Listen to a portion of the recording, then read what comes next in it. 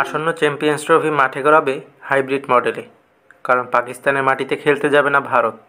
এমনকি আসর শুরুর আগে অধিনায়কদের নিয়ে আনুষ্ঠানিক যে ফটো সেশন হওয়ার কথা ছিল, সেখানেও যেতে রাজি হননি ভারত অধিনায়ক রোহিত শর্মা।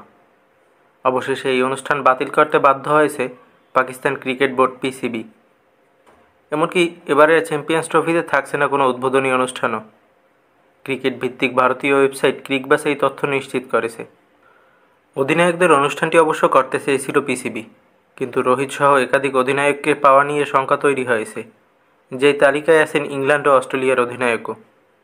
ক্রিকবাস বলছে, ইসিবি ও ক্রিকেট অস্ট্রেলিয়া তাদের সফরসূচি চূড়ান্ত করেছে, যে সূচি অনুযায়ী ইংল্যান্ড 18 ফেব্রুয়ারি ও অস্ট্রেলিয়া 19 ফেব্রুয়ারি যাবে পাকিস্তানে, যেখানে চ্যাম্পিয়ন্স ট্রফি শুরুই হবে 19 ফেব্রুয়ারি। ইংল্যান্ড বর্তমানে ভারত সফরে টি-20 ও ওয়ানডে সিরিজ খেলছে।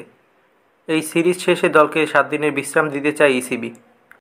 ইংল্যান্ডের ভারত সিরিজ শেষ হবে 12ই ফেব্রুয়ারি। শ্রীলঙ্কায় অস্ট্রেলিয়া টেস্ট সিরিজ শেষ হবে 14ই ফেব্রুয়ারি।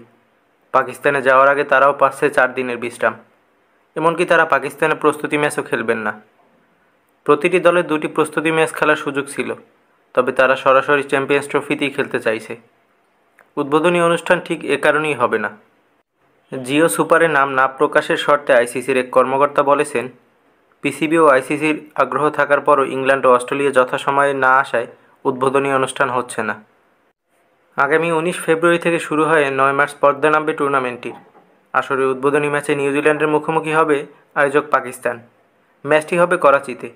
এছাড়া চিরপ্রতিদ্বন্দ্বী দুই দেশ ভারত পাকিস্তানের মধ্যকার হাই ভোল্টেজ ম্যাচটি গড়াবে আগামী 23 ফেব্রুয়ারি। এই ম্যাচটি হবে নিরপেক্ষ ভেন্যু দুবাইয়ে। টুর্নামেন্ট শুরুর একদিন পর তথা আগামী 20 ফেব্রুয়ারি শক্তিশালী ভারতের বিপক্ষে ম্যাচ দিয়ে আসর শুরু করবে বাংলাদেশ। 8 দলের টুর্নামেন্টে সর্বমোট 15টি ম্যাচ হবে।